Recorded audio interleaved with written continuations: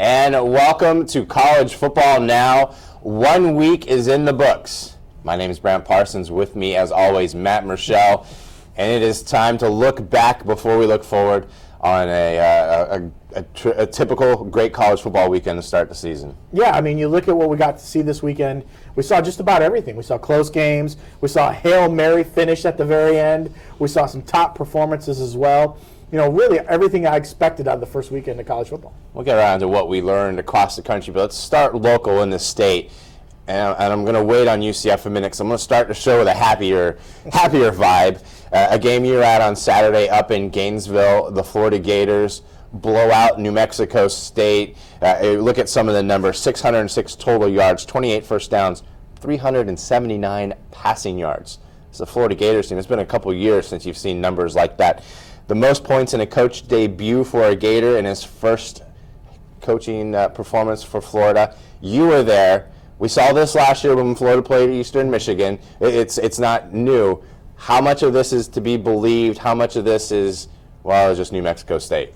Well, I think it's equal half and half when you look at things. I was really impressed with how Florida's offense came out. I expected them to obviously put up some big numbers. I expected them to score a lot of points. But what impressed me most was really their efficiency. You look at what the quarterbacks were able to do. Trayon Harris starting the game, went 7 for 7 to start out. You know, showed the offense really some, not too many wrinkles, but was able to really kind of get them to march down the field. Will Greer comes in, kind of does the same sort of thing. Again, I think Florida used 8 or 9 different players to run the ball. I know they threw to about maybe 12 or 13 different receivers. This is something that I expected out of Florida. It was nice to see. It was great to see sort of that development at the quarterback position. But again, I warn people and kind of, listen, don't take too much that this is going to happen week in and week out. This is what you want to expect out of a game against New Mexico State. Now, this week against East Carolina, I expect to see a couple different things here and there. Now, we knew coming in that the question was going to be at offense, but we knew there was a good defense, and they held New Mexico State to 200 yards total offense. Some bigger plays in the beginning of the game. It took the defense a few series, maybe in the first half, to settle in. We knew this defense was going to be good. Was it as good as you expected? Again, with the caveat, it was New Mexico State. Yeah, I think it was. I mean, we look at what the secondary. I mean, going into the season, we knew that Florida secondary was probably going to be one of the best ones in the country. We saw that. We got a little taste of that. Vernon Hargreaves had a big interception in the game. Jalen Tabor came in. I think he at one point led the team with pass breakups. Again, those are the kind of plays you need to make. I know it's New Mexico State, but those are the plays you need to make when you're a defense.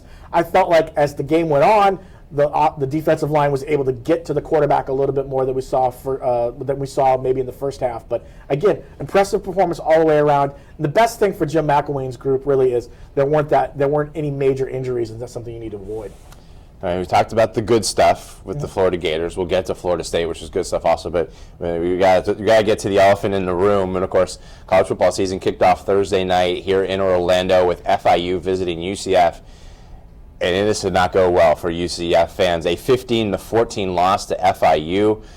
This was a performance where question marks everywhere, from the lines to the running game. Is this doom and gloom for you? Is this a sign for things to come for UCF all season long? Again, some of the numbers: 46 yards rushing on 30 attempts for UCF. They just could not get a running game going. William Stanback, 10 carries, 6 yards total rushing. This is a team that we knew was young. We knew they had some spots to fill, but losing FIU, we didn't see this coming. No, we really didn't. And I mean, I was at the game. The impression that I took from it afterwards was both offensive and defensive lines for UCF have a lot of work ahead of them. I think we talked about having not as much experience on both those sides of the ball. I felt like that really kind of showed. At one point, UCF didn't have a sack in this game. That's a really telling sign if you really think about it. And then you look at the fact that on the offensive line, they weren't able to establish that running game. You know what I mean? And if you can't establish the running game and you can't, get to the opposing quarterback or slow down their rushing attack, again, you're going to have trouble. And I think that's what we saw again there. And I think also there was some questionable play calling in the second half, especially in the fourth quarter at the last drive heading down the field. Don't settle for field goals. I don't know why coaches and assistant coaches do that. Don't settle for field goals. March down the field, try to get the touchdown. If you can't get it, then you go for the field goal. I think UCF accepted the idea that they were going to kick a field goal. They should. I mean, you're not just selling for a field goal. Don't settle for a 40-plus No. yard field goal for a guy that's making his first kick in his college career. The one thing, we knew there'd be some troubles on offense with new receivers. The defense, though, is something that you've come to expect to work for UCF. Almost 400 yards total offense given up by this Knights defense. That's to an FIU team that did not have much of an offense last year. What did you see on the defensive end? Well, I think on the defensive side of things, again, they gave up big plays. They weren't able to stop those kind of drives that FIU had. If FIU could put together a long drive, and get points out of it, that's just, that's not UCF football. That's something that was a little bit troubling. Listen, I'm not doom and gloom on this situation. I don't necessarily think this is the end of UCF football, but I do believe that it's not a good sign moving forward, especially when you're going to go on a plane, fly cross country to play a Stanford team that's coming off a bad loss to Northwestern and really wants to get back on track. And then after that, down the road, you're going to end up playing a South Carolina team. So I think Georgia O'Leary will try to fix some of those issues they had on the offensive and defensive side on the lines themselves. I think offensively they got to get the running game going. William Stanback has to be the guy that steps up, or somebody in the running attack has to step up. You can't average less than 3 yards per carry if you're going to win very many games. We'll talk about that Stanford game later on when we make our picks for state games. One last look at a team in the state of Florida. Florida State went into the season with question marks, and again, the same caveat that we used for Florida, maybe even more so because Florida State opened up with Texas State. But Everett Golson came in, battled with Sean McGuire for the quarterback job, won the quarterback job. He is a graduate senior who came to Tallahassee with the intention that he was going to be able to start and play. Had obviously about as good a start as you can have in that situation. Named the ACC Offensive Backfield Player of the Week. 4 touchdown passes. This game was never close. You look also Dalvin Cook back from his suspension, 156 yards rushing, 2 touchdowns. Is there anything to take from a Florida State game other than Everett Golson did what he's supposed to do against a team he's supposed to do it against? Well, if you're going to look for a takeaway from this game, I would look at that Everett Golson had 0 turnovers. That's something to me is very crucial. Going into this season, Everett Golson turned the ball over a lot last year for Notre Dame. It was one of the concerns. It was one of the eventually why Brian Kelly switched to Malik Zaire towards the end of the going into the bowl game. To have Golson come to this offense, to know that he doesn't have to be the only weapon on that side of the ball, really kind of helped things out. You hand the ball, you turn off to Delvin Cook, you mentioned him. He had a great performance, 2 rushing touchdowns. I think you do the same thing. All you got to do is make sure you get the ball to your playmakers, give them some room so they can get down the field, and just really don't turn the ball over. And we saw that in this game. Let's see if we can see it in the next couple weeks.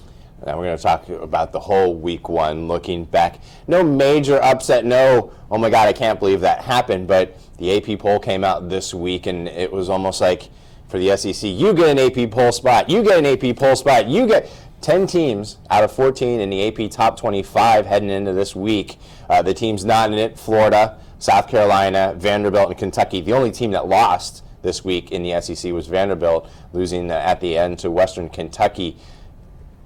I don't like to spend a lot of time talking about conferences, but I think that's one of the stories that came out of this week. There was the question of, is the SEC West going to be as tough as it can be? Is the SEC in a downward spiral? At least after the first week, they won games they're supposed to, but then they won the big ones, especially Alabama over Wisconsin. Well, you look at what they did. Impressive. 12-1 record in the first week.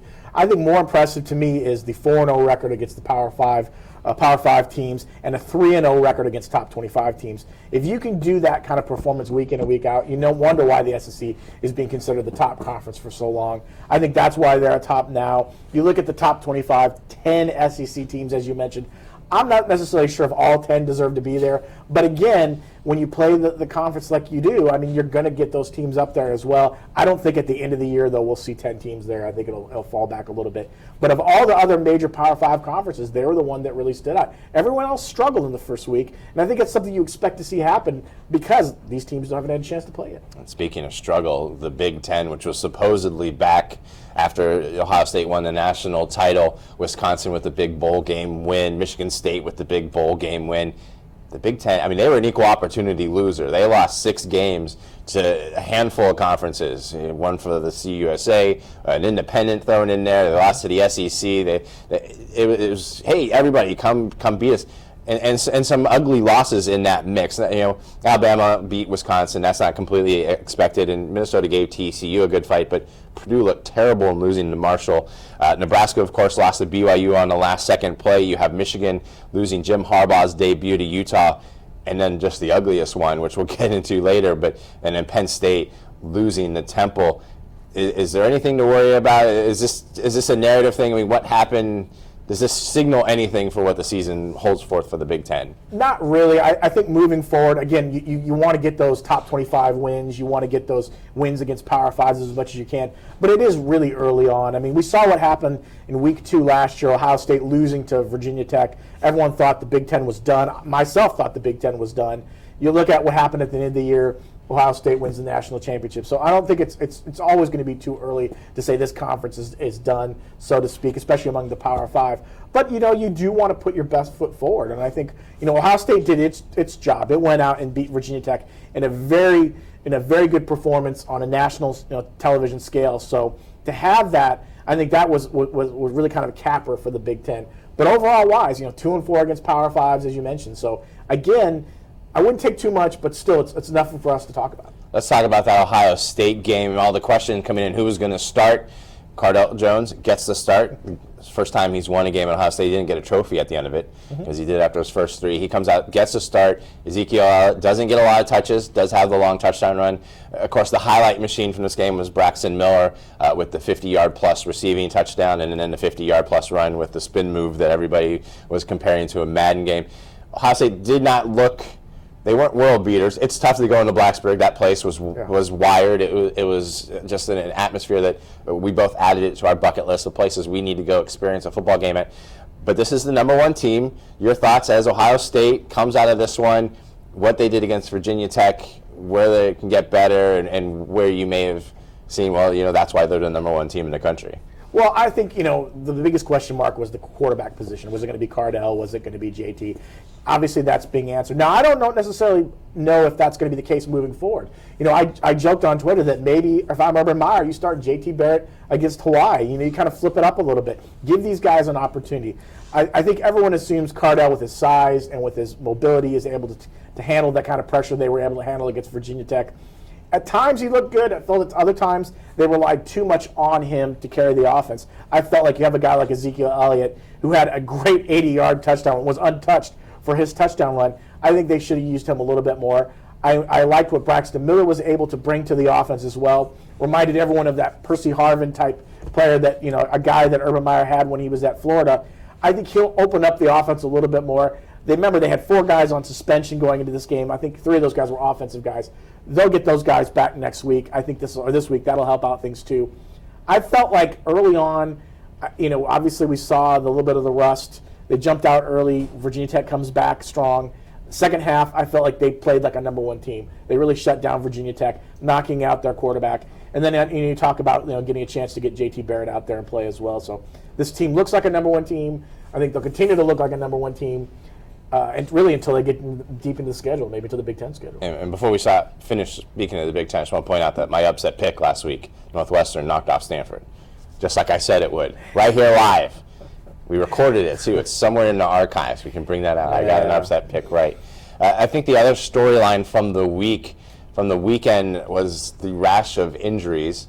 And this happens all the time, but just looking at some of these, Notre Dame loses their running back, Terry and Folston. We have Taysom Hill from BYU out, James Conner out for the year. You have Syracuse quarterback Terrell Hunt, which is a terribly sad story, as he's out again. He just can't stay healthy.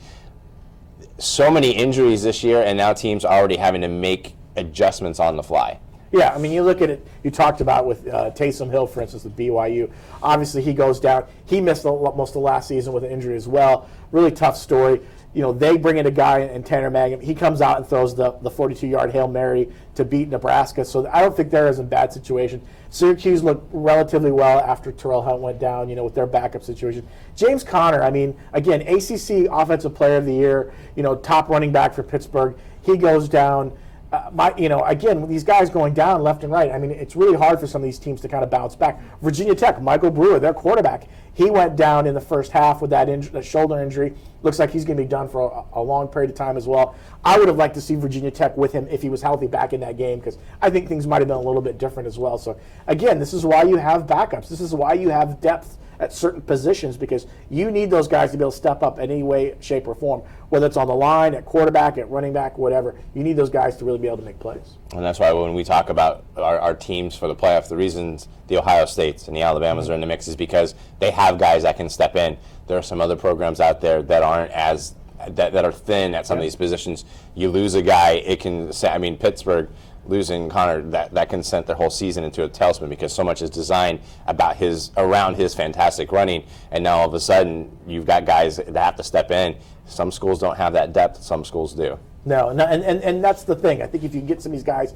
to make those plays, I think then you're not worried so much. So, and also too, losing a guy in the week one maybe gives you a couple weeks of non-conference schedule that maybe wouldn't be as tough as your regular conference schedule. That maybe helps you get guys kind of set up. So, again, you never want to lose anyone for a long period of time. But if you're going to happen in week one, at least you kind of move on from there. We picked some superlatives on the week. I'm going to ask you first. You can start off your team of the week. I think it's got to be Temple. I mean, you can't beat you can't beat Penn State. You can't sack Christian Hackenberg 10 times and not be considered the team of the week. I mean, I don't think anyone thought that Temple was going to come into this game and beat Penn State in any stretch of the imagination. But I think what you saw from them and be able to do that really kind of shows what Matt Rhule has taken that program to that next level for the American. And I'll be honest with you, the American had a rough week. Even though they won 9 games this weekend, with UCF's lost as well, SMU losing to Baylor. I mean, I felt like this was the biggest win for this conference in quite some time. First time Temple's beat Penn State since 1941. Penn State, they burned the tape, buried the tape, smashed the tape. They had a whole ceremony around the players. From the internet. So, because they didn't want to have anything to do with watching that game. My team of the week is Texas A&M. Arizona State went into their game with Texas A&M ranked, but Kyle Allen and the Texas A&M team really dominated in this one. You had Deshaun Hill on the defensive end, 4 sacks. Christian Kirk, 224 all-purpose yards. He's the first freshman in A&M history, over 100 yards receiving in his first game. I believed in the Pac-12. I believed in Arizona State.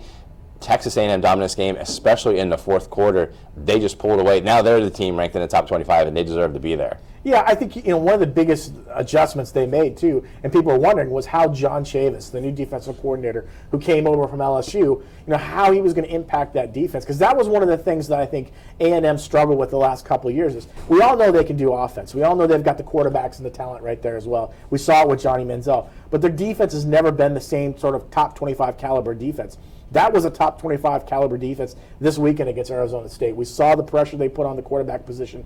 If they can continue that, I think they got a chance to make a big push, in the SEC West. Now I'm going to pick your stinker of the week. Plenty of teams to choose from. Some we've already mentioned. Penn State, UCF could be in that mix, but your stinker is about as stinky as they get. Whew, Texas is my stinker. Because you look at what the Aggie, or you look at what the Longhorns did this weekend. They go up to Notre Dame. I know South Bend is a tough place to play at. I've been there. I know it's loud. I know it's the mystique of Notre Dame. But Texas looked as bad as any team I've seen. You look at a guy like Charlie Strong, who's been paid a lot of money to come in and turn around this franchise, to turn around this program. What they did against Notre Dame was undescribable offensive-wise. I think Matthew McConaughey probably changed his allegiance somehow mid-game. And we saw what happened this week. Charlie Strong making a change, getting rid of his offensive coordinator, demoting him, and bringing in a new offensive coordinator because it was that bad of a performance. Penn State burns tapes. Texas demotes guys. 2 guys, the co-offensive coordinators, both dropped down. And you have Jay Norvell, the guy that just came in from Oklahoma, taking over as offense coordinator. My stinker of the week, we're going to head up way to the Pacific Northwest, Washington State. 31-point favorites. I don't know a lot about spreads, but 31 points seems like you're supposed to win this game pretty easily. Now, I know it was raining really hard, but Portland State beats Washington State 24-17. And because of the rain, I think it affected Mike Leach's passing game, and Portland State was able to run the ball all over the Cougars. But if Mike Leach's seat wasn't hot, it has to be hot now. You don't lose to Portland State in the opener. Yeah, somewhat so. But as I mentioned earlier on a radio show, I think you look at this situation is I don't know who else you would get from Mike. I mean, there is talent there. The facilities are getting better. But again, I never see Washington State as being an elite program in the Pac-12 to begin with. Obviously, you can't lose to the FCS opponents because you're paying them basically to come there and take the loss. So that was really wasted money. So I think Washington State will get better. They have to get better. If they don't get better, then I think you're right. I think Leach will probably find his way out. They're paying him a lot of money to turn around that program. Time for our weekly look at the Heisman Watch, where you're going to pick a guy each week to talk about some guys this week that didn't make it but deserve mentioning. Baylor, Seth Russell, my player to watch last week. He had a pretty good game. Nick Chubb for Georgia, Trayvon Boykin, TCU, and of course, as we mentioned, Cardell Jones for Ohio State. But the guy you're going to talk about may have had the biggest impact of all, just dominated in his game. Yeah, I look at a guy like Derrick Henry, talk about with Alabama. I mean, what a performance he had against Wisconsin. He rushed, over for 140 yards, had 2 touchdowns. Two of the touchdowns were over 35 yards.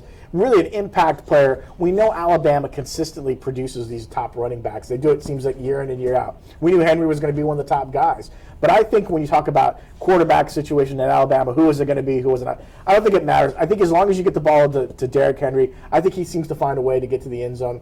Big impact player, and really kind of helped Alabama set the tone against Wisconsin, a team that is known for being a rushing type offensive team. So this was a big step for them. He averaged over 11 yards per carry.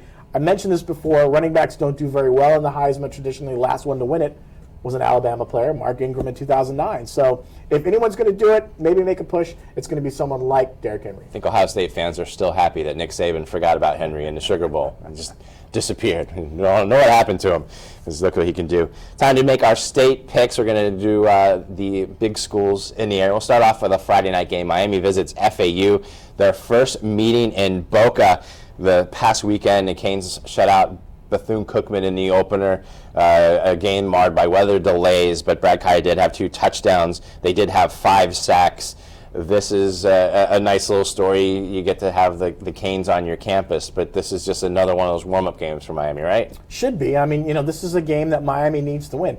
If Al Golden wants to continue to remain the head coach at Miami, you need to win these type of games. Listen, we see obviously what Temple did to Penn State. If you were to lose a game like this to FAU, even though FAU is a program that is on the rise somewhat, I think it would be a huge impact, especially because not only is it bragging rights for the area you're in, for South Florida, it's also recruiting bragging rights because you're fighting with these guys to keep these top talented recruits in your area. So I like Miami in this game. I think they win this game. I think Brad Kaya did a good job in this opener. I think defensively, Miami showed a little bit more fire than we saw in the last couple of years. If they can get to FAU quarterback, I think they'll be fine in this game. I'm going to pick Miami too, and I think it'll be a fun atmosphere in Boca, but I think the Hurricanes win this one.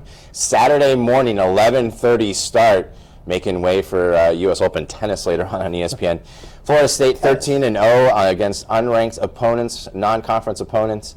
Under Jimbo Fisher, this USF, they got to win, but this is, if you're Florida State, you're not looking at this. This isn't the same Bulls team, not the same Knowles team way back when USF went and beat Florida State.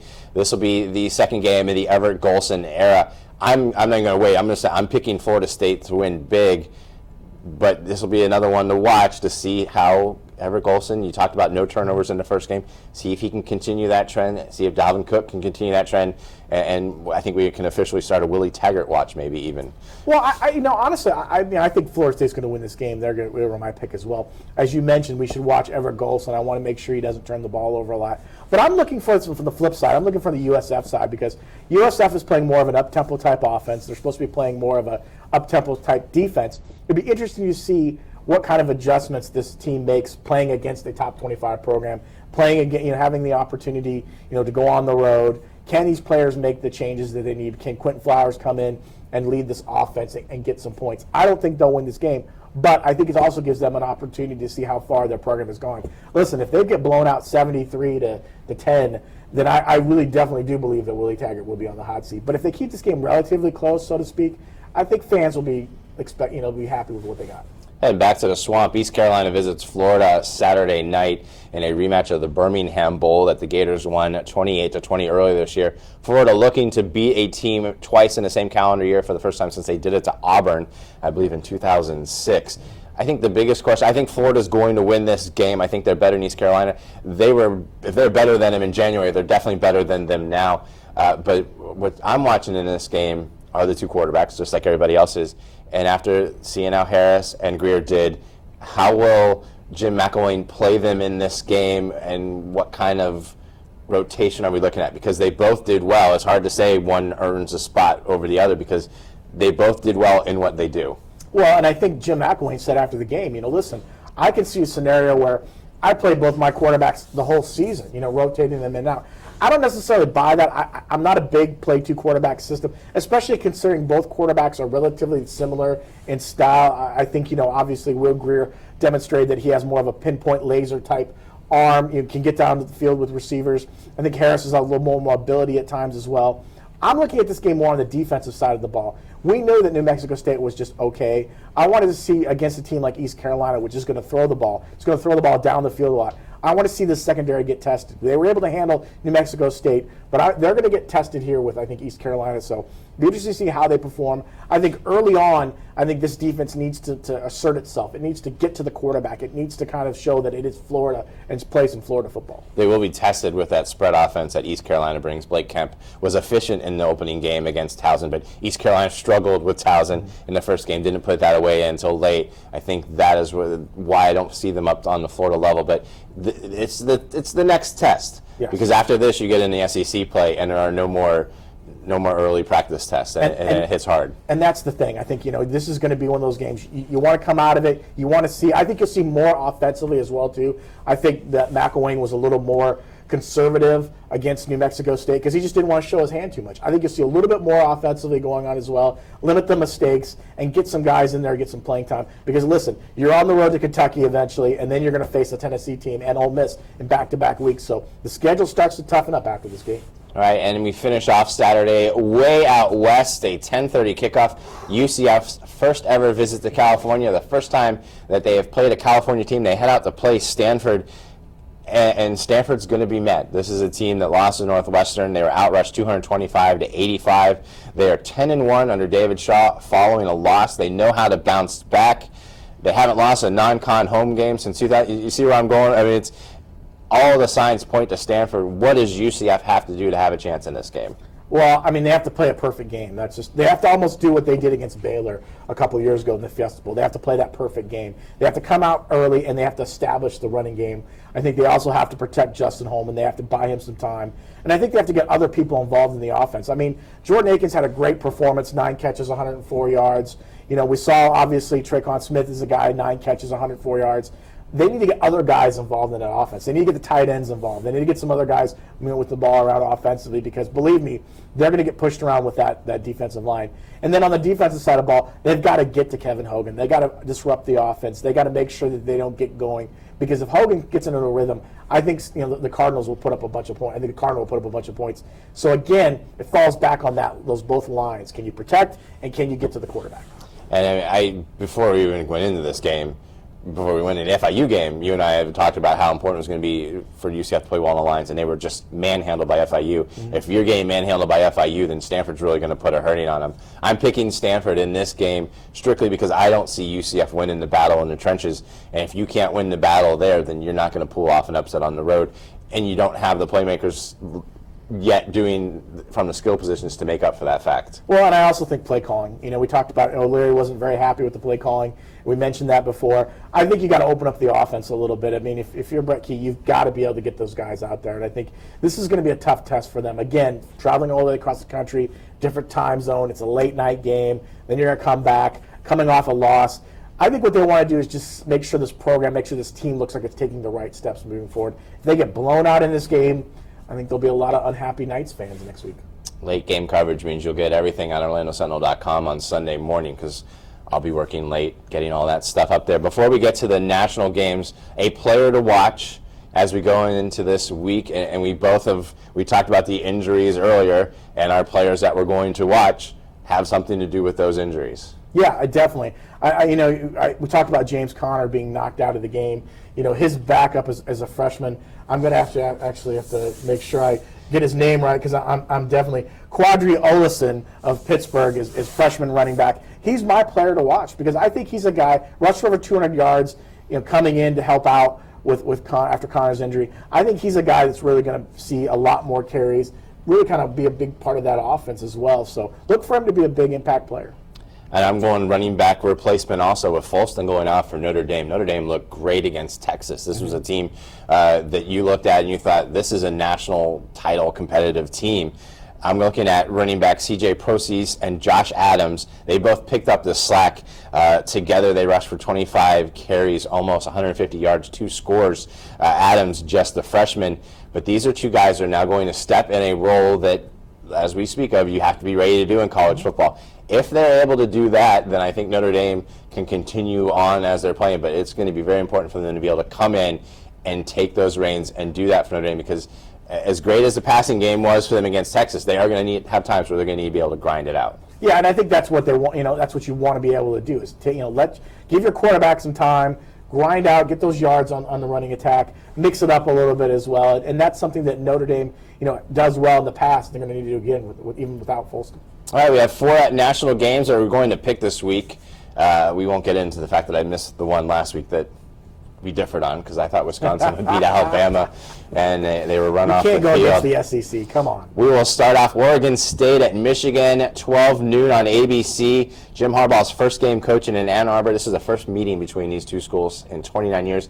Guess who was the quarterback for Michigan the last time these 2 teams met? Was it someone named Harbaugh? It may have been a 31-12 win in 1986. Harbaugh will not be quarterbacking for Michigan in this game. Jake Ruddick coming off his 3-interception performance at Utah. This is a national audience, but this is not an Oregon State team that should even scare a Michigan team with its growing pains. No, it really shouldn't. Jim Harbaugh, you look back in his career, he's 2-0 in game 2s of opening seasons with new teams. So San Diego University and Stanford. So I think he gets a win here as well. I think one of the keys for Michigan is eliminating the turnovers. You mentioned Jake Ruddick with 3 interceptions. Eliminate the turnovers and also work on the rushing attack. They only had 76 yards. They really need to get the ball on the ground, kind of grind out some things. We saw Oregon State, what they did last week. They really struggled against the Weber State team until later on. So I don't think this should be as close as it's going to be. I think Michigan wins the home debut. Jim Harbaugh is going to come in that locker room. Jim Harbaugh's not coming through that door. Who knows? We saw him warming up before the last week's game. So he may be. It's up to Ruddick. Does he have any eligibility left? He may, but he has to wear a shirt. And I don't know if he wants to do that because he just wants to play in khakis. But Ruddick, I thought against Utah, a couple plays where he was just off. And if he can fix kind of those things, I think he'll be able to do it better at home. I think Michigan wins this game also, and Jim Harbaugh gets to celebrate in Ann Arbor. Oklahoma at Tennessee, 6 p.m. start on ESPN. And I'm going to say something that, based on 1 week, but I think the Sooners may end up being the team to beat in the Big 12 as this season goes on. I know it's just Akron in the opener, but they had 439 yards in the air.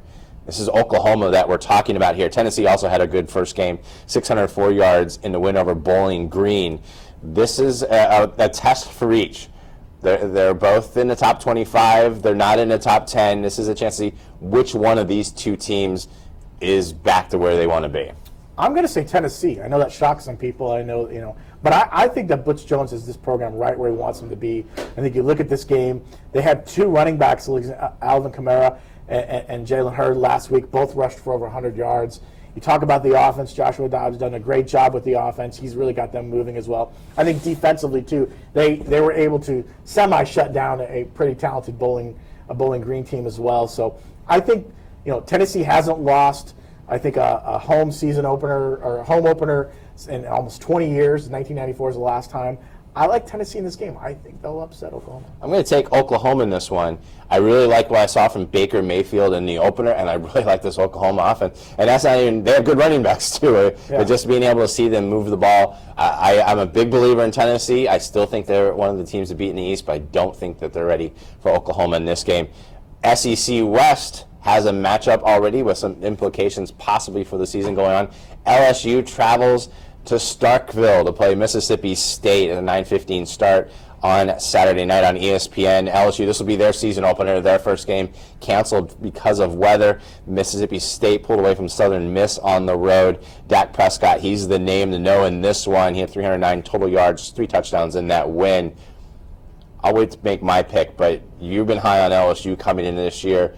They don't have that practice game coming in, but they're getting thrown right in the fire. Yeah, and I think LSU wins this game. I know it's a tough one. Like you mentioned, they don't have a game under their belt already.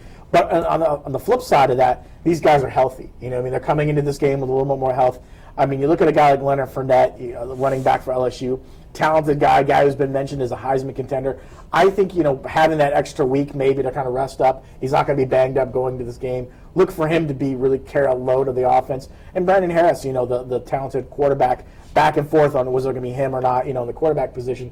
I expected bigger things for him as well. And I think the defense, too. The defense is really, if they can focus on Dak Prescott, if they can limit Prescott from making those big plays, if they can get him, keep him contained, I think they've got a shot to win because really I don't think Mississippi State has a good running attack outside of Prescott.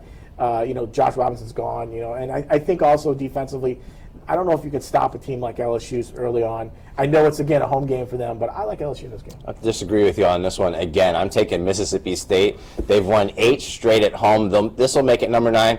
And I think not playing that first game will hurt LSU because you don't get a chance to work out the kinks. Look at all these teams we've already talked about today that used the first half, first 3 quarters before they finally got rolling. These are very good teams that still needed a little bit of warming up. LSU didn't get that because of weather. They're going to have to be thrown right into it against Mississippi State in Starkville. The cowbells are going to be ringing. Mississippi State's going to get an early jump on the SEC West with a win in this one.